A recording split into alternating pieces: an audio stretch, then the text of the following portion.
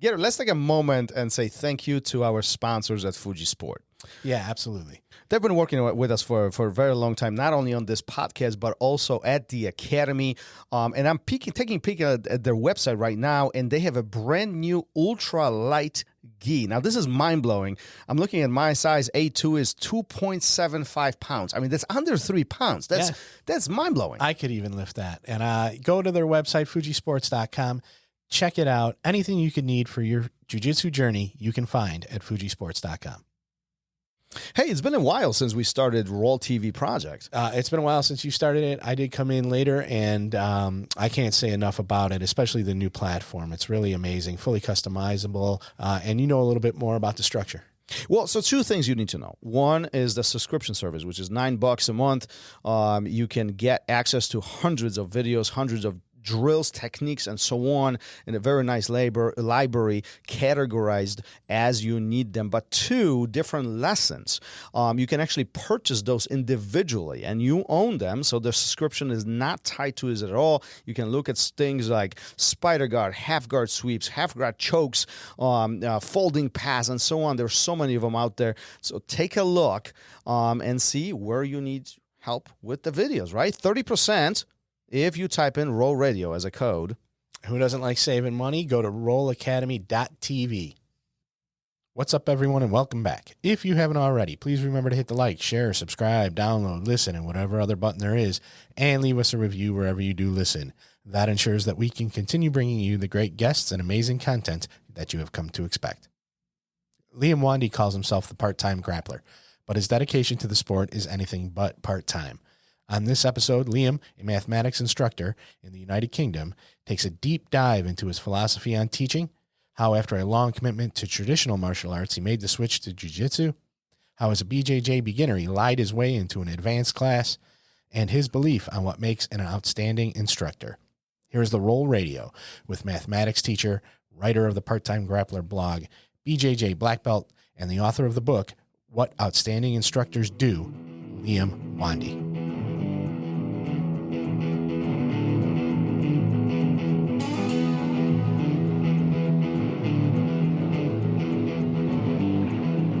Welcome to RŌL Radio.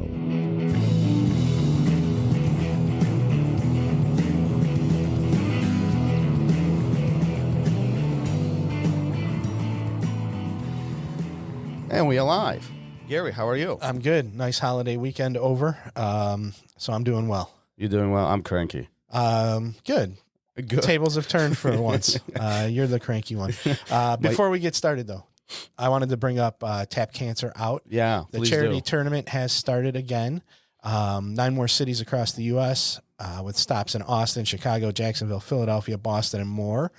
They're aiming to donate another $1.2 million. That's Jesus, incredible. John is on fire. Yes.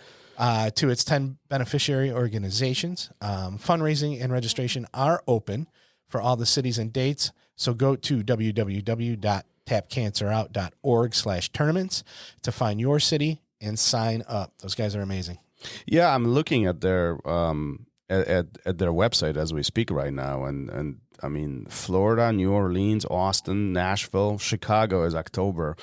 That's where we are. So, but we'll keep talking about this every episode. So, you know, if you guys are interested, dip into this. I mean, great event, and John is doing amazing things with you know enormous contribution to what is necessary for you know finding a solution to the big problem. All right. Beautiful. Interesting topic on the table. By the way, did you go to the fast this week? Before we dip into the serious stuff, did you go to the fast with your kiddos? No. You didn't? No, I stayed home all weekend and did yard work, and it was very boring for the holiday weekend. You actually did actual work. Let's get to the guest. All right. Let's get to the guest. Liam, how are you? Good to see you. We are reaching over the pond again. How are things on your side? Things are great. First of all, thank you very much for having me, guys. And Gary, there's nothing wrong with staying at home for at least one holiday every now and again. Thank you. Yeah, things are great here. I've seasoned. I don't know if I've told you guys, I'm a teacher by trade. I'm a maths teacher in a secondary school. We've just finished our summer holidays, and this is the first Tuesday back full in action with the kids. So I'm still getting my head around waking up at a certain time, coming to school at a certain time, and standing and performing, so to say, in front of 120 kids every day. So, yeah, getting into the swing of things. 120 kids every day. So I teach on average the schedule is 5 lessons a day, but you almost never teach a full 5. Most of the time you're teaching 3s and 4s. Sometimes you teach a full 5, but mostly 3s and 4s. And on average class size is anywhere between, you have a small class 15, but most of the time the classes are anywhere between 25 and 30. So you average seeing 120 faces each day, more or less. Gary, I don't want to see one word complaining about the amount of kids we have at the academy. I never complain about that. I love it. So I didn't know this actually, but you are not only a jiu-jitsu instructor and you have a lot of passion in jiu-jitsu, but you also a teacher educator by trade. You actually teach math at the school. Yeah, so absolutely. I'm a math teacher. So I usually say that if anybody asks you what I do, and I say I'm a teacher, and they say, what do you teach? I jokingly say children. Because to be honest with you, that's my priority. Maths is not my priority. It's the priority of the students. You know, they need to get better and better and better. For me, the priority is teaching. So, for example, if I was to show up to school tomorrow and they said, by the way, we don't need any more maths teachers, we have enough, would you mind teaching English? It would take an adjustment period, but I would jump in, or any other subject. My passion is about how to break knowledge down, how to communicate it.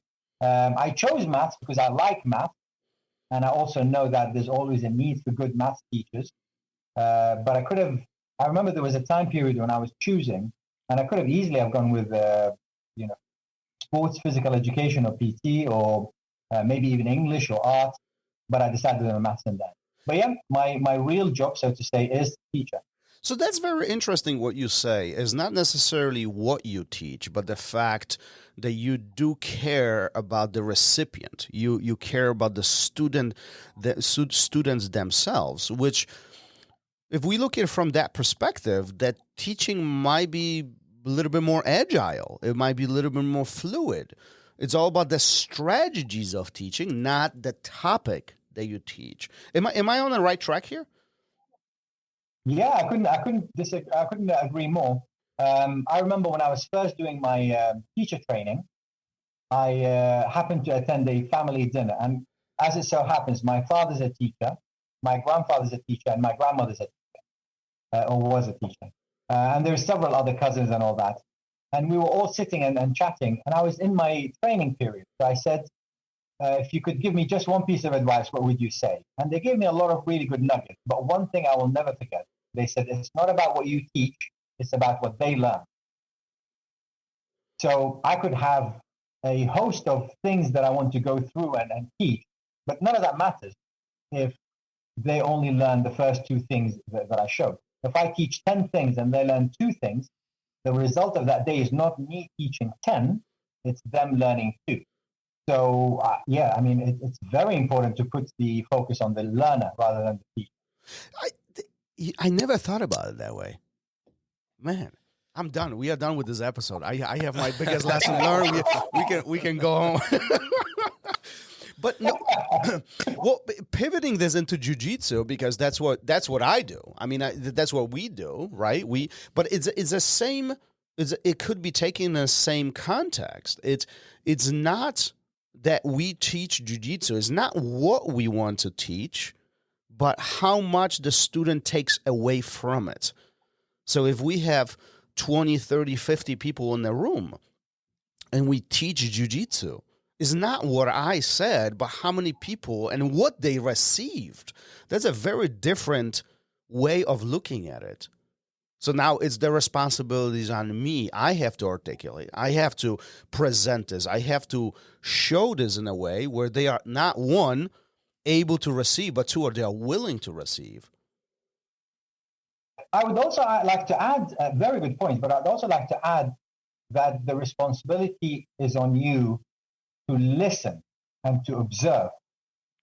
Because you might have a string of things that you want to teach and show, but if you teach A and B, and then you listen, you observe, you knowledge check, you communicate with your students, and you realize they are not ready for C, then you should not teach C. You should go back and focus on A and B. Or if you notice that they are flying through A and B, then definitely I should be teaching C and D and E. So yes, absolutely, it's about the delivery, but it's very important that the teacher listens as well and observes how the lesson is going. Yeah, the awareness of the room and see how what the response is to what we are presenting. Yeah, absolutely, 100%. Let me ask you this: you mentioned responsibility. Who, if you had to choose, or do we need to choose? Should we even talk about this? Who has a bigger responsibility? Is that the instructor or a teacher as far as relaying the information? Or is that the student to receive the information? Where is the greater responsibility fall onto? A very, very interesting question. I think that changes. I remember, I really like, this is as an aside, I really like comedy. So one of my favorite things, one of my favorite books is, I think it's called The Secrets of Comedy or Comedy Secrets or something. And it just breaks down how comedians put together a material. And in it, there is a diagram which I've used in Jiu Jitsu, in math, and in every part of life. And it's that triangle between performer, material, and audience.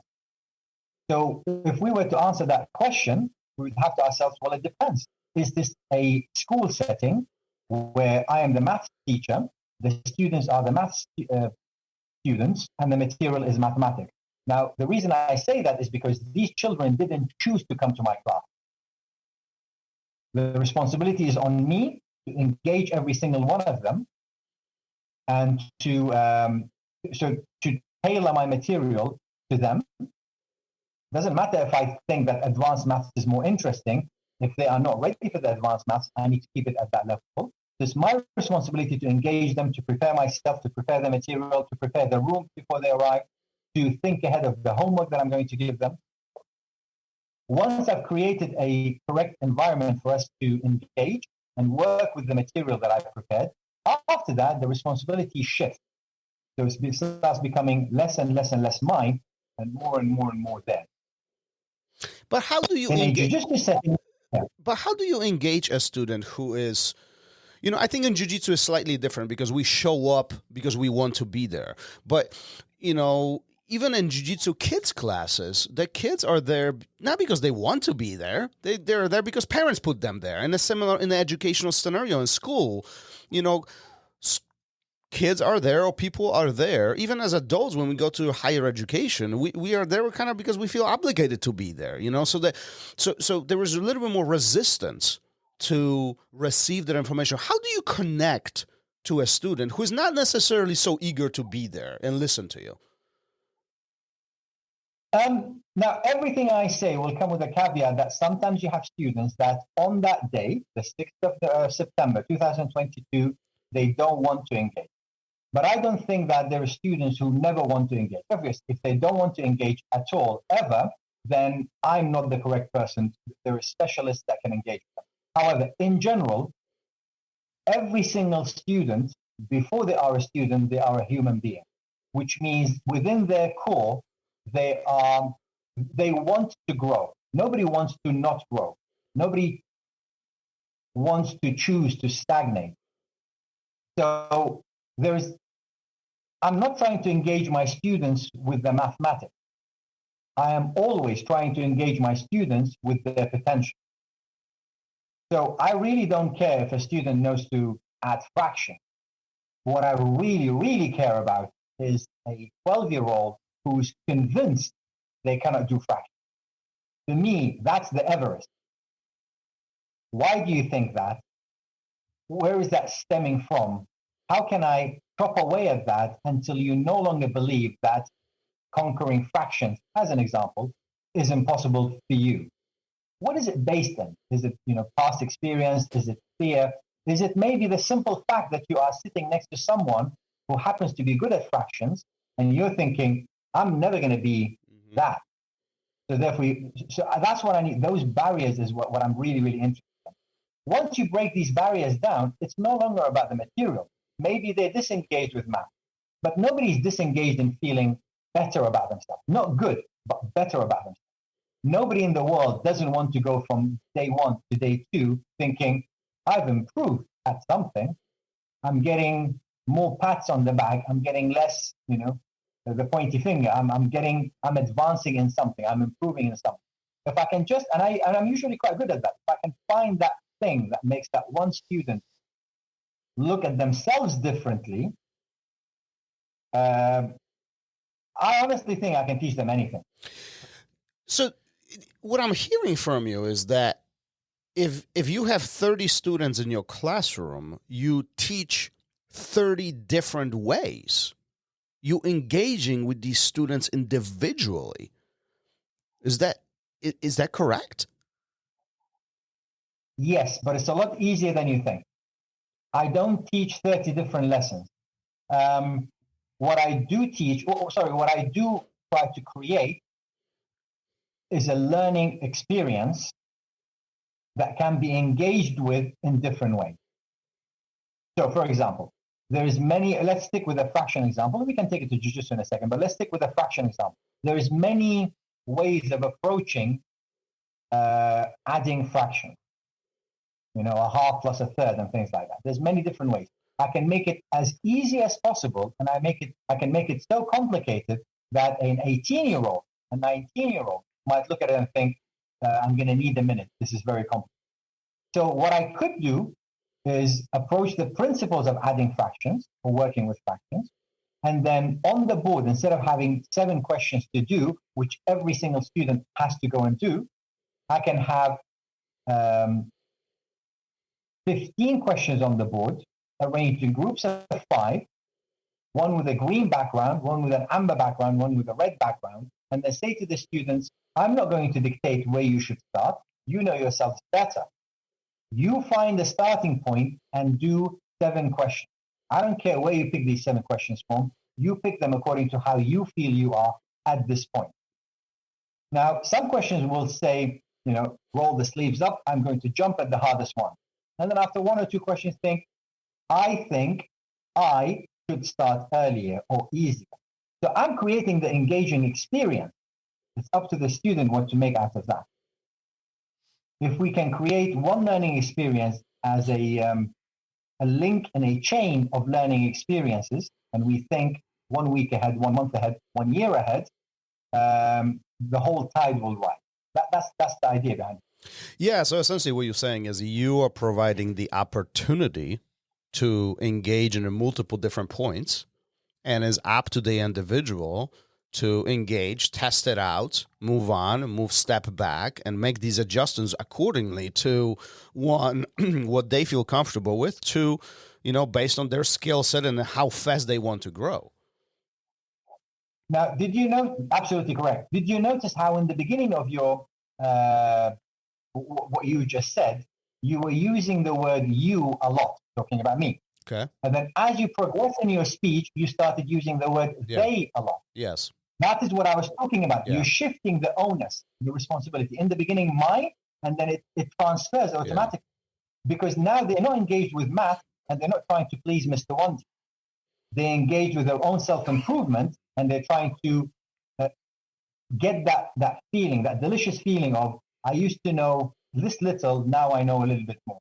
Yeah, and it all Very goes... interesting. Go ahead.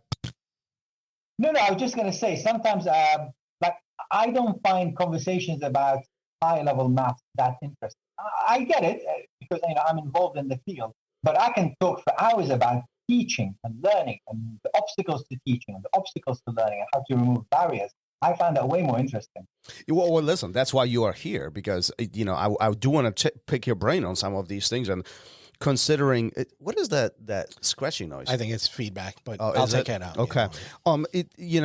Considering that you gave me the biggest secret the first minute of the episode, now that we got nothing to talk about, but go ahead. Well, first let me say I wish Liam was my math teacher growing up, because I had the opposite. I had these are the 10 problems you have to solve no matter what.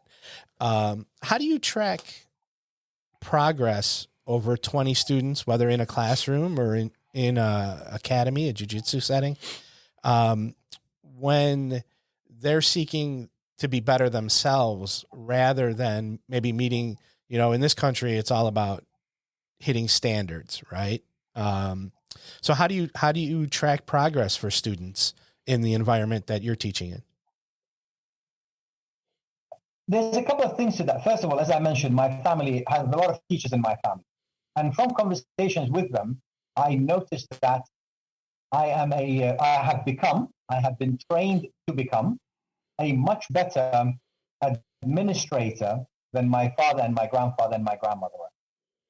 So I think that with their experience, they were better teachers than I am right now. They taught for many, many, many years. All three of them were retired.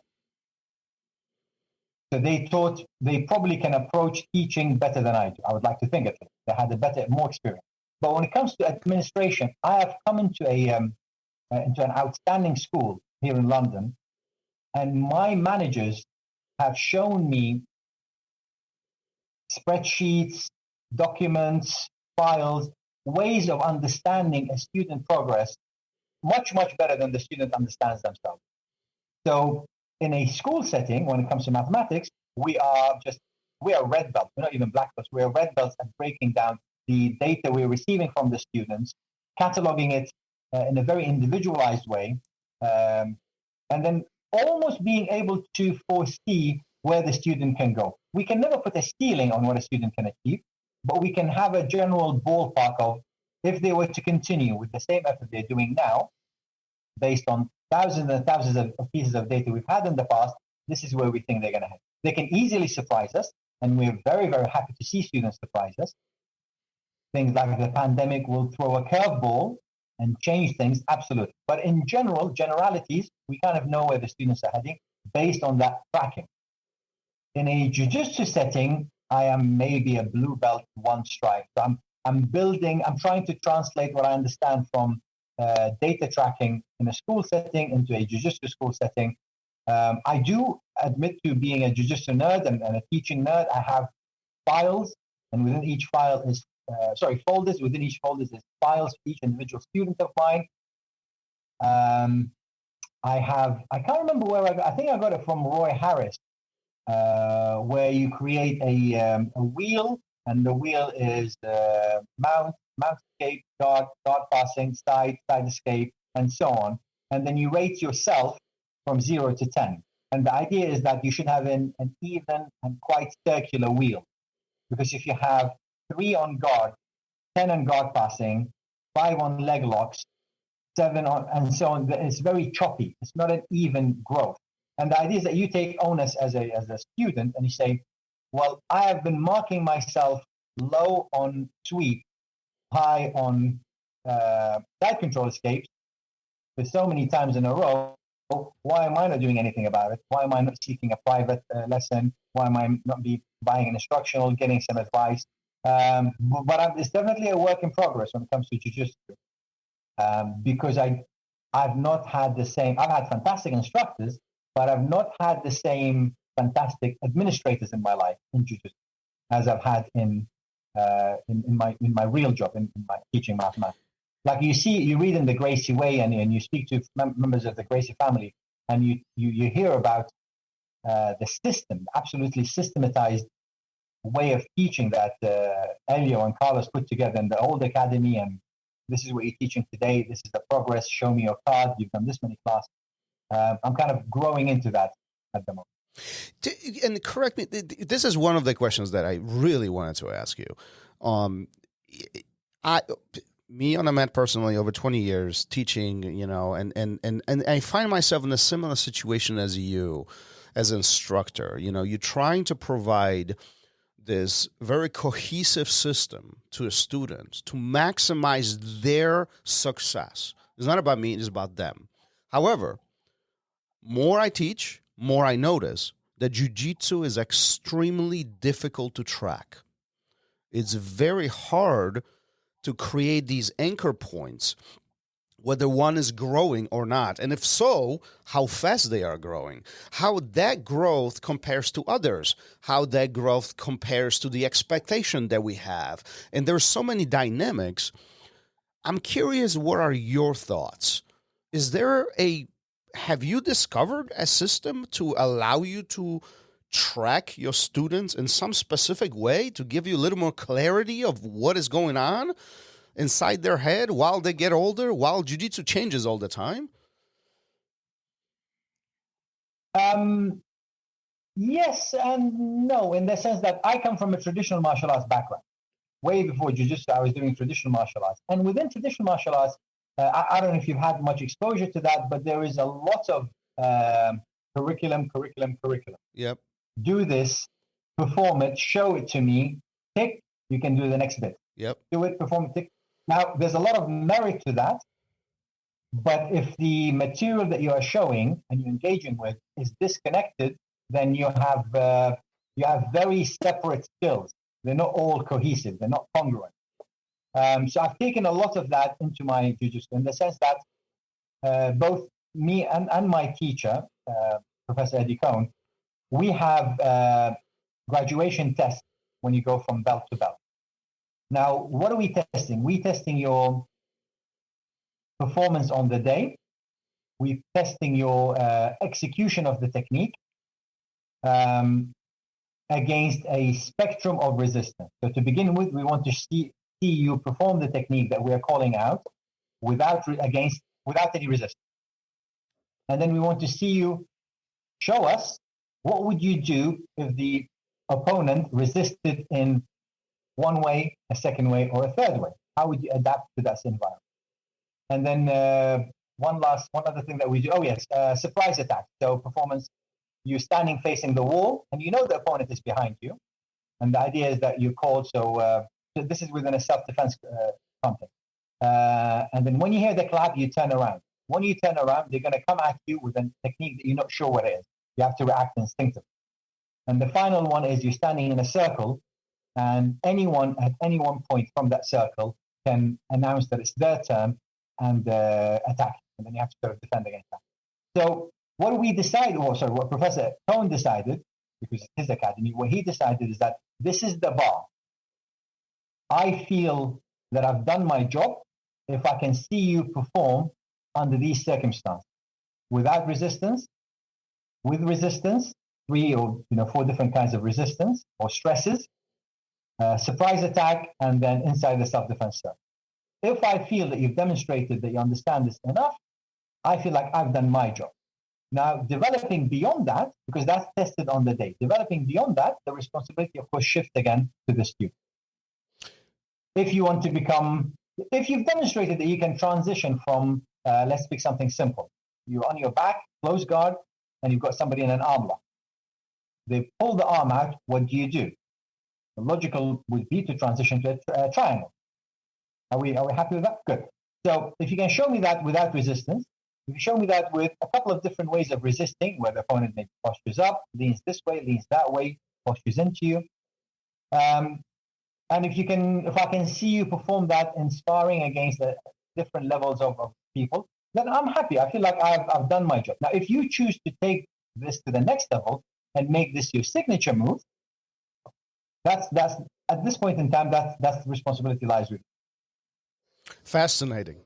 Fascinating. It's so interesting. It's so interesting. I think jiu-jitsu used to be a lot simpler, for better or for worse, and now it's just growing more and more and more. And we have to start thinking, but does it ever end? Now, I don't think jiu-jitsu will ever end. The development and the growth of jiu-jitsu, I don't think it will end. But where do we draw the line as instructors? Because are we going to just, let's pretend every single instructor in the world tests their students every time they change belt. They don't, but let's pretend they do. Logically, as jiu-jitsu grows, these tests must become longer. Does that mean in 1,000 years from now, the test from white to blue is going to be 700 days long? It doesn't make any sense. Yeah. Jiu-jitsu grows, but our expectation of the student at blue, purple, brown, and black grows, but I don't think it grows at the same speed.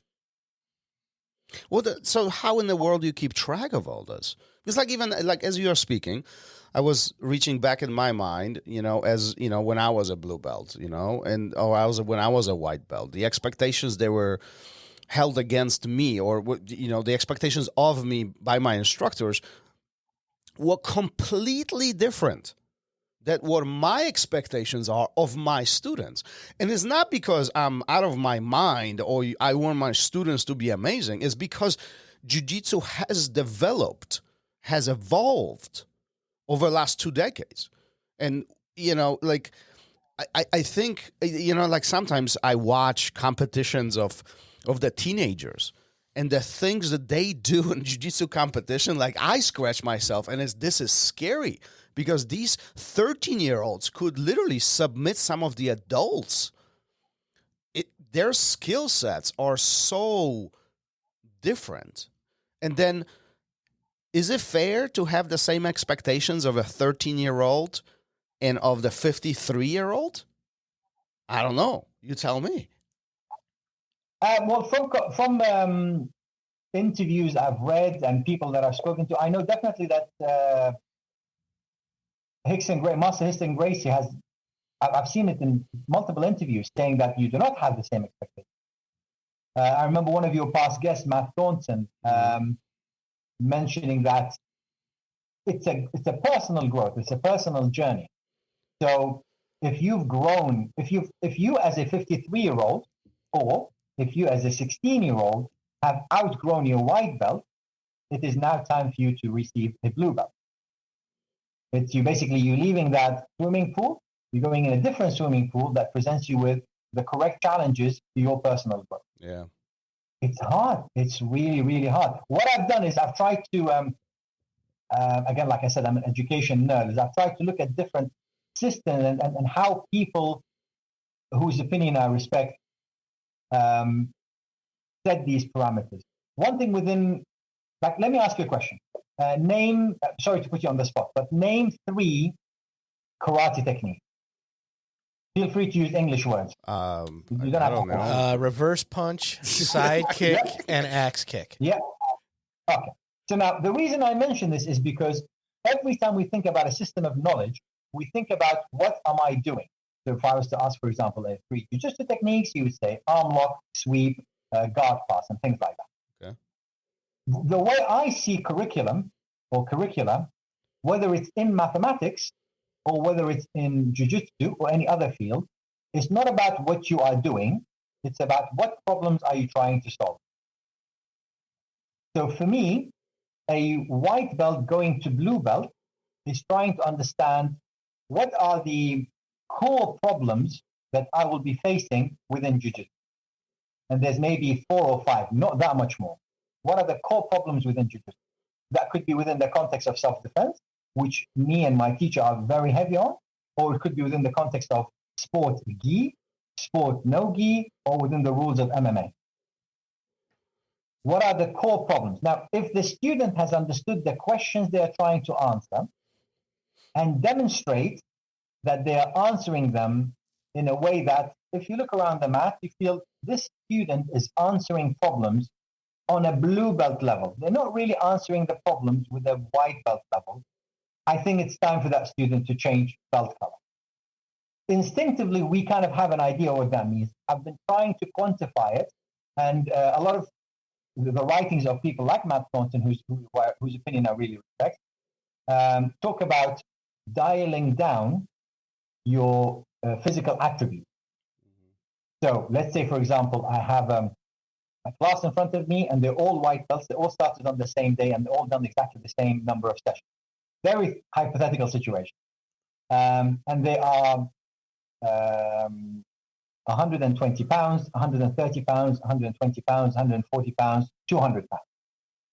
Okay? Now that 200-pound student could very intelligently demonstrate to me that they are solving the problems given to them by the other lighter students. And maybe they are ready for the next belt, or maybe they're ready for a stripe or 2 or 3. Or they could use the attributes and solve the problem using attributes. I mean, for example, they're inside the triangle, they bust out of the triangle. Inside an arm lock, they bicep curl. Whatever it is, they solve the problems without using the knowledge of jiu-jitsu.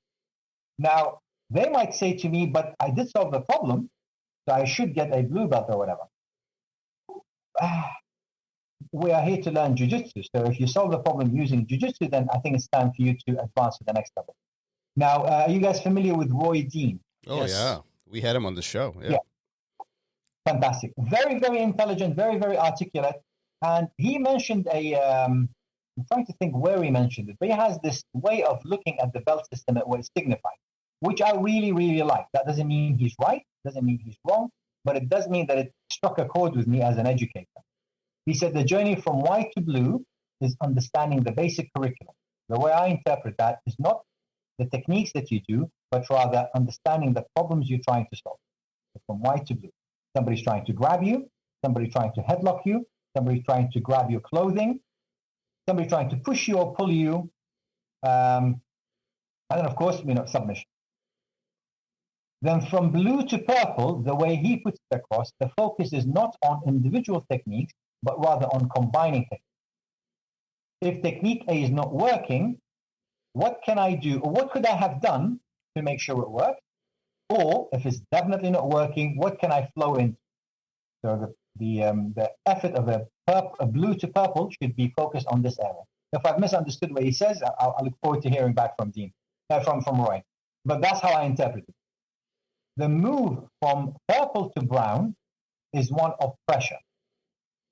A purple belt who is looking to become a brown belt should be exerting pressure from top positions, bottom positions, from the guard, while passing the guard, while standing, pressure, pressure, pressure, pressure. And then the journey from brown to black is rounding the edge.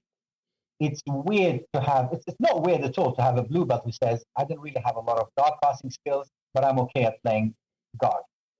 Fair enough. That's not really the end of the world. Ideally, you want to be rounded, but it's not really the end of the world at blue, white.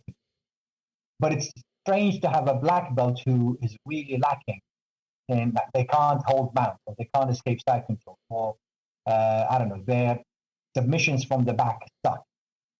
The journey from brown to black would be rounding off all these edges and make sure that you have a rounded. You might not be like a 10 in every category, and that's where the growth of Jiu-Jitsu comes, but you're quite round. And then, of course, black and beyond is maybe giving back to the community, maybe staying on top of the more cutting edge parts of the sport, or maybe developing into an expert within the area of self-defense, or within the area of MMA, or specializing within no-gi or no time limit. But yeah, that's the model that I kind of patched together from my understanding of the writings of people like Matt Thornton, people like Roy Dean, some advice from Master Hickson as well. And I really, really like that. At the moment, that's what I'm going with. But I leave myself open to change my mind in the future. Well, I think that's the beautiful part behind Jiu-Jitsu and being an instructor, or even being a student. The evolution of Jiu-Jitsu as time goes on continues taking place. But two, we are also learning things. As even from this conversation, there are some takeaways. I have three full pages of notes at this point, right? So it's like my as we are impacting each other with the exchange of knowledge, we get smarter. There's some component of intelligence that's taking place during this exchange, and all that changes what we do, who we are, and how we present ourselves to our students and to ourselves. Because I think often underestimated part is the simple fact that as instructors, we are trying to make our students better, but we also should make ourselves better. We should continuously go through the improvement process. And in some cases, we might need some big improvements. It is what it is. But that's part of the evolution of being a human, and continue learning. Where did this all start? And I'm going to take a turn here. When did this all start? You have a great history of educators in your family. Seems like spreading several generations back.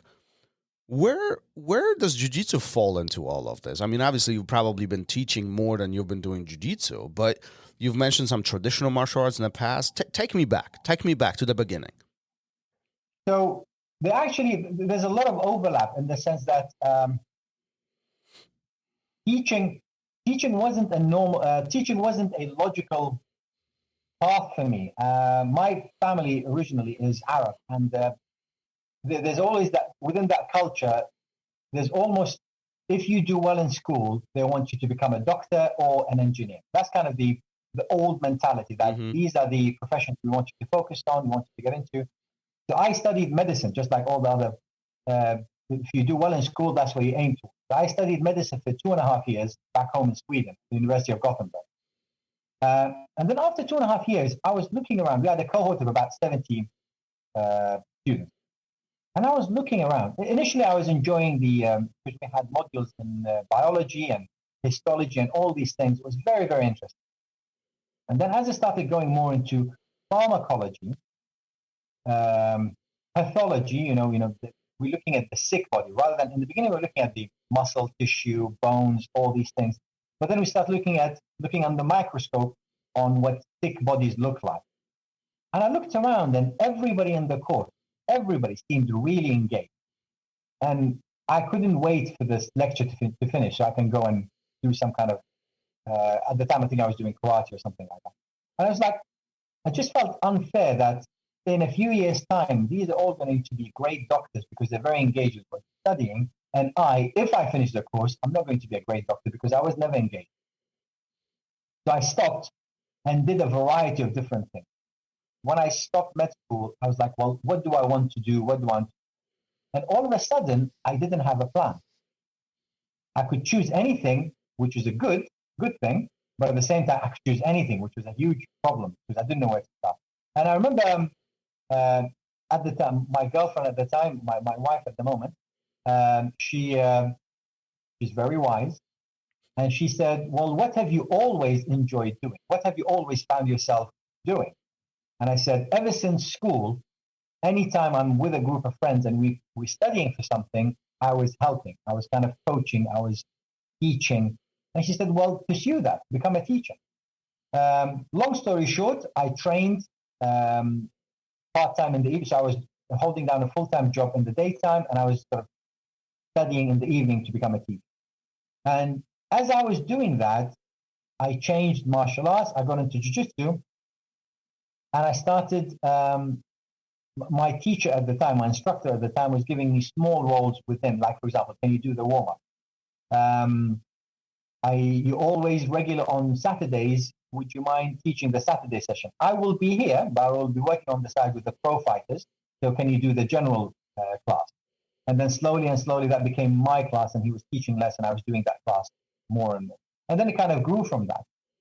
But I always enjoyed the process of, I mentioned it in the book, there's this process where you enter the room, you don't know how to do X, Y, and Z, and then you leave the room, you know how to do X, Y, and Z. To me, that's always been fascinating.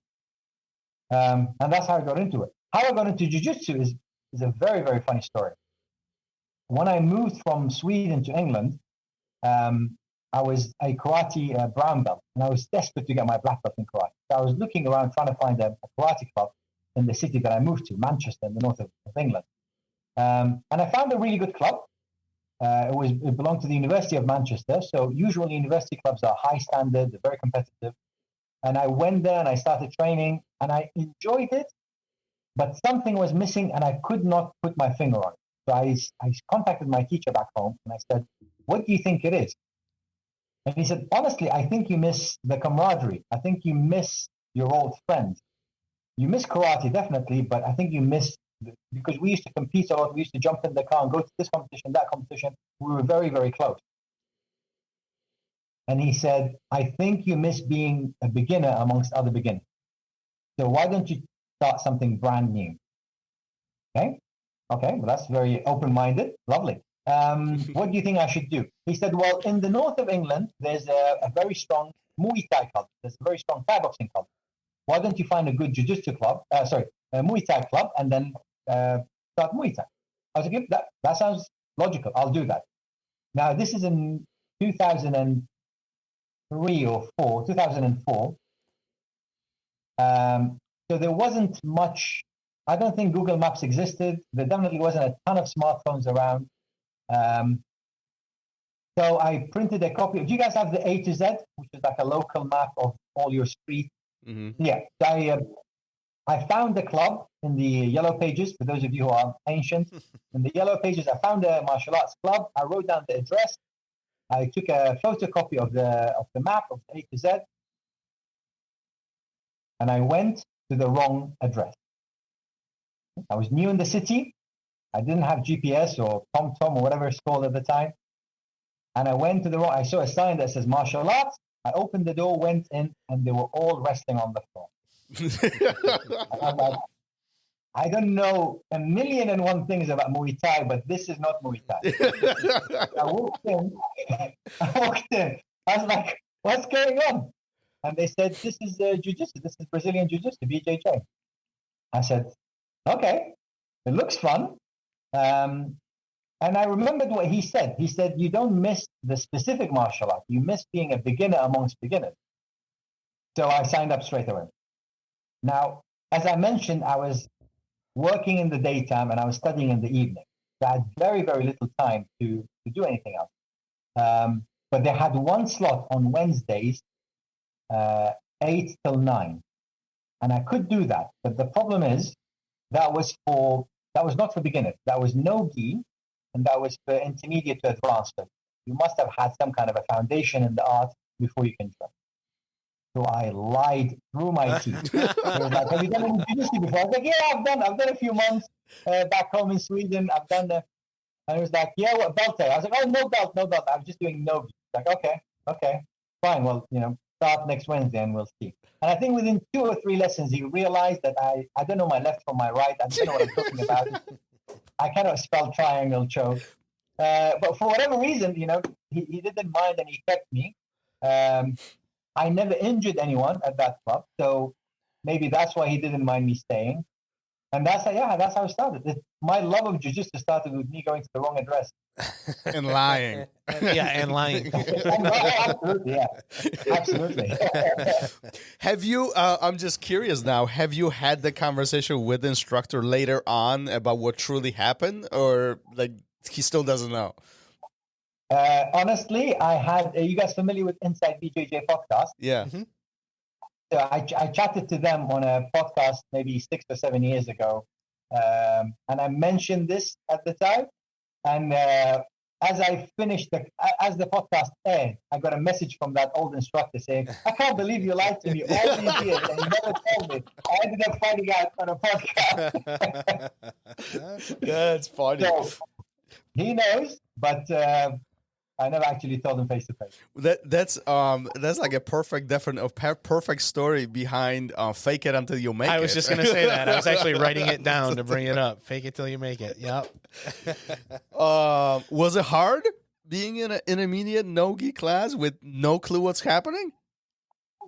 Yes. Like I remember it being hard. Absolutely remembering being hard. But you have different interpretations of a hard session. It was a hard session, and that made me love it. Yeah. Some people come and they feel this is a hard session. This is not for me. I'm quitting. It's not a character thing. It really, really isn't. I think it's just a different interpretation of what's happening. What happened to me is that first session, or maybe first or second, we were doing guard work, and then afterwards, I was paired up with a girl, very athletic-looking girl, and I was thinking to myself, I'm not going to win this, because obviously coming from karate, I knew that gender doesn't matter, size doesn't matter. A good person will beat you left, right, and center. Absolutely. But I was thinking, we're playing from a very specific situation. So she had close guard, and my job was to pin her, not allow her to play her attack. Yeah? And I was like, I understand the task. I am quite athletic, and I'm bigger and stronger. I think I can not lose. That's all I had in mind. And then, now I didn't know that this girl, whose name is Rosie Sexton, was going to become a Bodog fighter. Please forgive me, Rosie. I think she made it to the UFC once. I can't remember exactly, but a very, very, very accomplished martial artist. Holds 2 degrees, one in mathematics, one in computing. So way smarter than I ever will be. And very capable on the ground. So within seconds, she was on my back choking. And I will never forget that at the time I smiled. And I was like, this is so cool. This is so cool. Not only did I not pin her, I could not do anything against her. And I was like, okay, well, this is a systematic thing. This is very, very intelligent. Yeah, it definitely wasn't brute force. It was just very, very intelligent combat. I noticed that you seem humble in a lot of ways and self-effacing. And there was something that I read. It's right on the top of your Instagram page, and it says, "I really don't know much." Could you explain why you don't know much, or why you feel that way? The thing is, with the written word, a lot of things get lost. What I would like, the way I would put that across, is that I really don't know much, and I'm very happy about that. That thing at the top of the Instagram page, I change it every now and again. For a while, when I wrote the book, I was writing, Liam Wandi, published author. This is what I've written. Please read my book. When I achieve a new grade, for example, when I got a degree on the black belt, when I got a second or third degree on my karate black belt, when I'm getting, I kind of become very proud, and I put that at the top. Recently achieved second degree black belt judo, or whatever. But I had just, being a teacher, I'm very, very grateful for the summer holidays that we have. And every year during the summer holidays, I pick a destination and I go for a week, and I just train twice a day if I can, as much as there is on offer. And recently I went to Barcelona and I trained with Robin Gracie, Elliot Gracie's youngest son. And the things that the way my eyes were open to the techniques he was showing, the level of sparring that his students were having, the conversations I was having with the students, the conversation that the students were having while I was just eavesdropping. And I was like, I really don't know much. There's just so much more to learn. There's so much more to, when you hang out with outstanding instructors, there's small things that I thought I'd figured out a lot of it. And maybe I have, but there's just so much more. So it's not that I'm humble in the sense that I know nothing, but I'm very, very aware of how much more there is to learn. And by comparison, it becomes that. So, yeah, it's just So I spent the week in Barcelona, and as I was leaving, I was chatting to Robin. We did a couple of private lessons, and he said, "Are you going back to London now?" And I said, "Yeah, but just for a short trip, just for a short visit. And then after that, I'm going to Berlin with my wife. My wife has a job with a company that have offices in Berlin. And she said, I'm going to Berlin for work. And since you're free, if you want to come along and, daytime you can do Jiu Jitsu, in the evening we can spend some time together." I was like, yeah, that sounds perfect. So, and he was like, immediately, as I mentioned it, he was like, oh, I have an affiliate in Berlin. Why didn't you go train with him? I was like, that's wonderful. That's very, very cool. He gave me the guy's name and number, and I contacted him. And he's a couple of years younger than me, Felipe, head of Gracie Academy Berlin. And I just asked him, can I jump in the lesson if you don't mind? He said, we have the days I was there, I have beginner lessons and intermediate lessons. I was like, yeah, perfect. So I just did the beginner and the intermediate lesson. And the way he taught it was so impressive. And he says it all the time. He's very bad at taking compliments, but I will repeat this on every platform. Felipe's lesson in Gracie Academy Berlin, just so well thought out. And he taught more or less a very, very similar curriculum in the beginner, and immediately after that, in the intermediate. But he taught them completely different.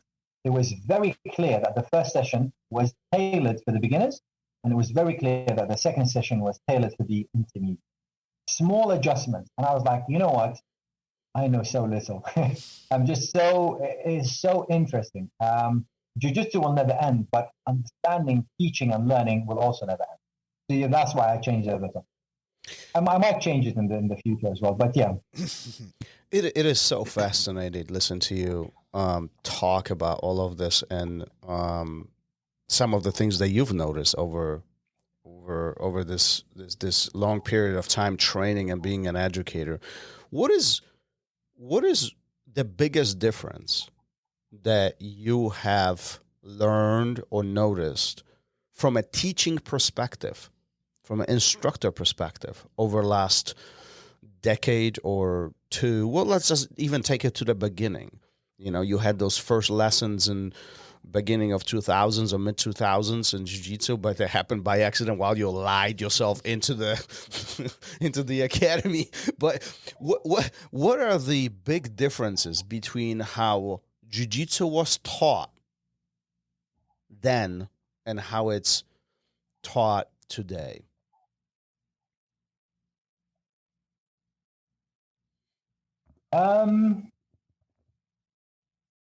Is it different? Let's talk about motivators. Say again? Is it different? Yes, absolutely, very, very different. Let's talk about motivators now. One of the many things that Elio and Carlos did for the art, and we should forever be grateful for them, is that they refused to make it cheap to train jiu-jitsu. Okay? Training at the Gracie Academy back in the 20s and 30s and 40s and 50s was never cheap. Mm-hmm. So what has that done? That has motivated a lot of aspiring teachers, aspiring instructors to think, maybe I can become a jiu-jitsu instructor. Maybe that can be a livelihood for me. Now, not everywhere, but in a lot of countries, a Kung Fu instructor has a day job. A Taekwondo instructor has a day job. A judo instructor has a day job. A karate instructor has a day job. Not everywhere, but in most countries I've visited, that is the situation. A lot, maybe not all, but I think a higher percentage of Brazilian jiu-jitsu instructors, that's their day job. That's their full-time job. I think the percentage within jiu-jitsu is much higher than other martial arts. And I'm more than happy to put my hands down and say I'm wrong. If somebody shows me some numbers, I am a numbers guy. But I think that's the scenario. I think that's the situation. And I think it's because Elio and Carlos resisted many things. One of them was turning jiu-jitsu into judo. If you read The Close Guard and The Raceway, there was a big push for them to stop using the word jiu-jitsu and adopting judo. And they didn't for a variety of reasons. And another thing they never did was make jiu-jitsu super cheap. So that motivated a lot of students to become jiu-jitsu instructors. And they understood that. So they created systems, amongst others, of course. They created systems for how to transition a jiu-jitsu practitioner to a assistant instructor to a jiu-jitsu instructor. But so you hear a lot of stories about jiu-jitsu practitioners in Brazil getting their blue belt and then starting to teach. Now, if there was no money in jiu-jitsu, I don't think a lot of blue belts would have gotten their blue belt and then started to teach. I think they would have waited longer because they would have been driven by something else other than making a living. I'm not saying this as a negative at all, but you have a certain lifestyle and you're not happy with it and you want to pursue a career and you see, I love jiu-jitsu, I would like to teach jiu-jitsu for a living. How long does it take? 2 years to get a blue belt, maybe even shorter. They work hard for 2 years, they become a blue belt, then they start teaching classes. This is fact. There is a ton of modern day outstanding instructors who started as blue belts. Now, and around the world, not just in Brazil, around the world, there's a lot of well-known academies at the moment producing fantastic athletes, producing fantastic learning environments for their students that started with somebody who just got their blue belt and started teaching. And maybe started traveling to Brazil, traveling to the US, traveling here and there to learn and then come back and bring their knowledge. Learn and come back and bring their knowledge. But they were blue belts. Their exposure to the art was short, approximately 2 years, maybe 3 years. And their exposure to teaching methodology was minimal. Maybe they had paid attention to how their instructor was teaching them. If lucky, maybe they had a black belt and a teaching experience from another martial art. So there's a lot of people within Jeet Kune Do, there's a lot of people within other martial arts that transitioned from just karate instructor to karate and jiu-jitsu instructor or MMA instructor. And they had a very good, solid, well-proven system, reliable system for how to teach. So they just changed the material to jiu-jitsu. But the majority of instructors then were, they weren't really teachers. They were just relayers of information. Yeah. And there was this general attitude. That if somebody quits jiu-jitsu, it's not for them. Maybe they're not tough enough. Maybe they're whatever it is, or maybe life got in the way. That has changed, because now it's not very easy. It's not impossible, but it's not very easy for a blue belt to start a new academy in Chicago. It's very hard for a blue belt to start a new academy in London, in New York, in all these places. Because people will look at it like, if I just open Google Maps and I just put the letters BJJ, in my neighborhood, I'm going to find anywhere between 3 and 30 jiu-jitsu academies run by black belts. Yeah. So that has raised the bar. So even without thorough education and how to teach and how to become an instructor, the length of time jiu-jitsu teachers have to go through nowadays before they start teaching is much longer. Is that a good or bad thing? Say again, sorry? Is that a good or bad thing? In general, I think it's good. Because hopefully after you've been in the field of jiu-jitsu for 8 years to 10 years, you have seen the good, the bad, and the ugly. You've seen that some people quit jiu-jitsu because of life, and some people quit jiu-jitsu because you weren't a very good teacher. And I think you're a little bit more experienced. I would like to hope it. As opposed to somebody who's decided to make jiu-jitsu their career. After 2 years of exposure to the art, they start a place, they start paying rent, and every student, as much as they love them and care for them, is also a dollar sign.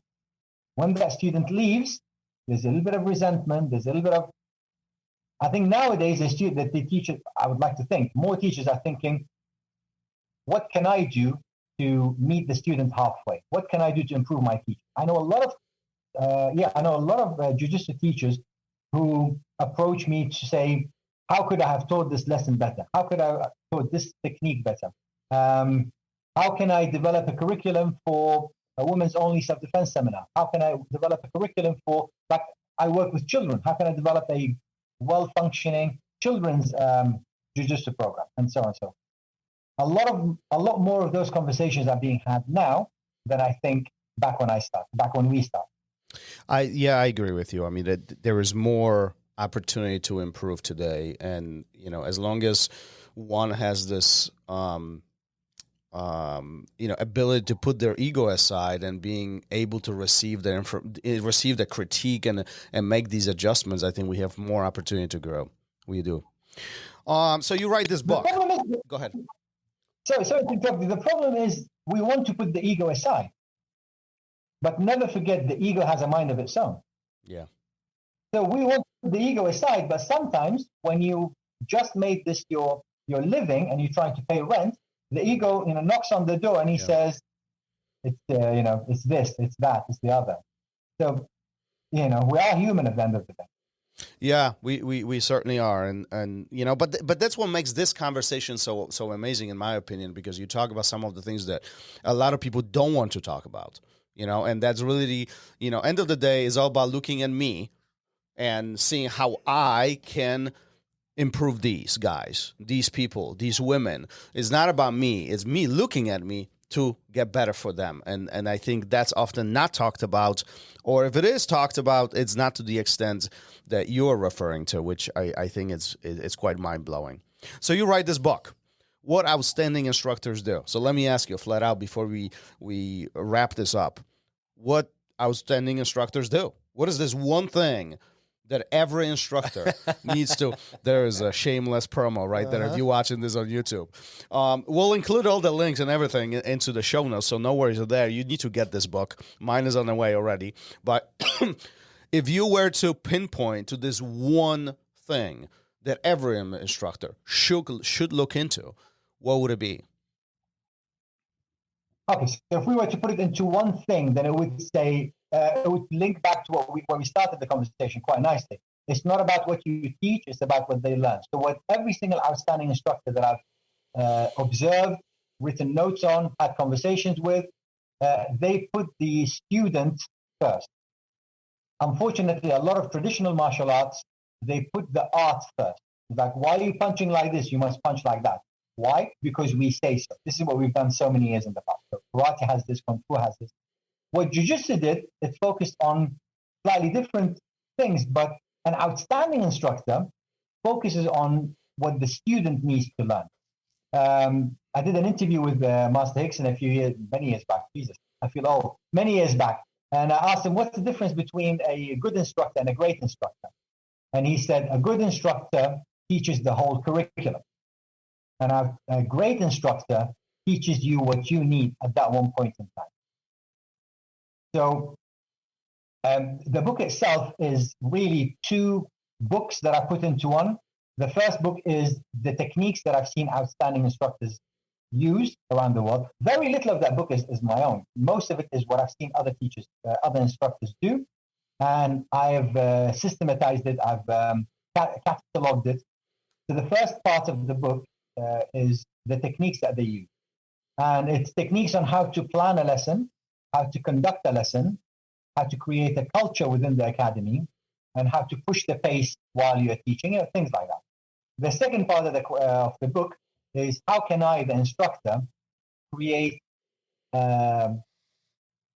self-driven or self-motivated students.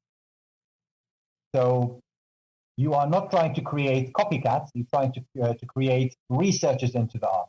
So that second part of the book talks about how to raise the students' fight IQ. We can't help it, and in fact, I don't think we should try to stop it, but everybody will go and research on YouTube, on BJJ Fanatics. They will look up, they will maybe take a private lesson with a different instructor. That's absolutely fantastic. They will discuss with other students. They will learn from each other. That's great. But how can we guide them in that process? Because there is a good way, a reliable way on how to research material. And then there is a wrong way to research material. Let's be blunt about it. You could, I don't know where I got this quote from, but I really like it. In the abundance of in the abundance of content, context becomes king. Mm-hmm. Nowadays, there is an endless amount of techniques available. What's the context? What am I trying to learn? Why am I trying to learn it? What happened before and what's going to happen after?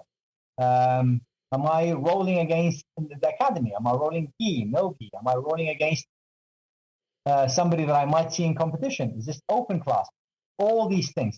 And that's kind of what the second part of the book talks about, is how to develop a more self-reliant, independent learner.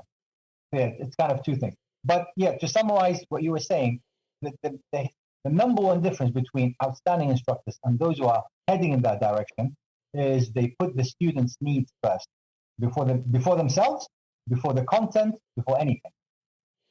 Mind-blowing. I truly do hope that the instructors or individuals in the position of teaching, listening to this, really take a moment and reflect on that. I think we all could use more improvement from an instructor perspective. No matter how good we are, the acknowledgement of I could get better is really important in order for us to grow. Listen, before we wrap this up, we've been at this for a long time. This could be one of the longer episodes that we've done. Before we start wrapping this up, one of the things that we do at the end of each episode is guests who are sitting in your seat in the previous episode asked a question, and they did not know it's going to be you answering that question. So Gary's going to take a lead on this. Gary's going to take a lead on this, and he's gonna present you with the question from a previous guest. Yeah, this is one of the more fun ones, I think. And this is from Rick Ellis. And Rick wants to know, what do you want on your tombstone? Is that Rick Ellis who goes black belt from Roy 18? Yes, absolutely. What a small world. We were just talking about Roy. Fantastic. This is so my younger brother studied film and media. And as his final project, they did a small film about Jiu Jitsu. And he interviews some of the other black belts at the academy, and interview a bunch of people.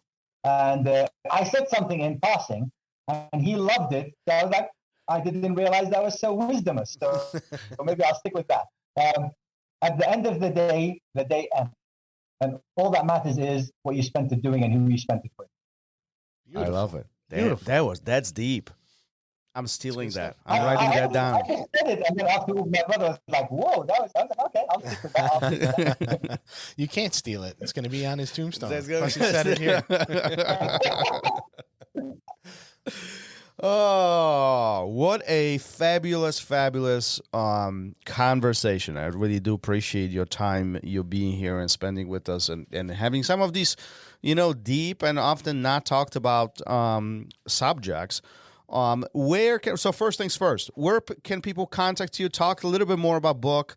Where is it accessible? Is it on Amazon? Is it on your website? Where can we get it? Where can everybody get it? And I do recommend you do go get it right now. Really appreciate the time and the effort, guys. This has been a fantastic conversation for me as well. The book originally was it's the product of the pandemic. Over the pandemic, I wanted to keep my mind active and in Jiu Jitsu. So being a teacher who misses Jiu Jitsu, I started writing about how to teach Jiu Jitsu. And over the years, I've had books of notes on how instructors teach, and I wanted to put it all together in a book. Now, as I was writing the book, I started thinking maybe one day I can, with the help of a federation, with the help of the group of interested guys, put together a certification program that aspiring instructors can go through. And then, because like you said, it's really good to have somebody looking over your shoulder and say, you're doing the right thing, you're growing, maybe change this, maybe try that. So I wanted to create something that will help other aspiring instructors, whether it's just the book itself or my next book or a certification program. The book itself is available through Amazon. You can have it, as I showed before, you can have it as a print copy. You can have it as an Kindle version. And if you just go to Amazon and look for what outstanding instructors do, or under my name, Liam Wandi, you should be able to find it. We'll definitely pull it. As for contacting me, way back when I was busy studying in the evening and working daytime and trying to squeeze in some jiu-jitsu, I came up with the nickname, the Part-Time Grappler. Anytime somebody said to me, what's your what's your jiu-jitsu nickname? I was like, well, you know what? I will never be more than a part-timer, so I'm a part-time grappler. If you want to look for me on Instagram, that's the handle you should look for, the Part-Time Grappler. Fabulous. We'll post all of these links, including the link to Amazon to your book. And as I mentioned before, if you are inspired to teach, if you want to be a leader, if you want to relay whatever is in your head and the information that you have, you want to dig into this. There's endless amount of information in that book that I think all of us could use. And I know I made tons of notes, and I will be making some adjustments to the way I teach. Oh. And I always say, if so it happens next year, you're thinking your school year is ending, and you're thinking about your summertime, and you're thinking, where could I go? That would be an amazing place.